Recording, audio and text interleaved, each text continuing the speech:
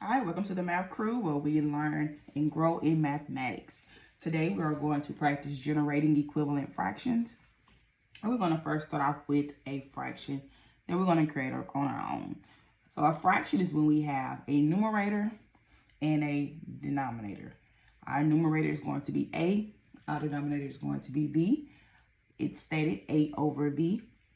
And of course, don't forget your fraction bar. And below here, we have our vocabulary word, which is equivalent fraction. A fraction that has the same value as the original fraction. Again, a fraction that has the same value, it means it's equal to it or it's worth the same amount as the original fraction, but has a different numerator and denominator. So even though it's going to be worth the same, it's going to look different, okay? So let's create our fraction. So we're gonna let's use a small proper fraction. Let's use 4/5. Okay. And we want to create an equivalent for 4/5. So we want this fraction to look different in the numerator and in the denominator. So in order to do that, we have to multiply the original fraction by a fraction with a value of 1.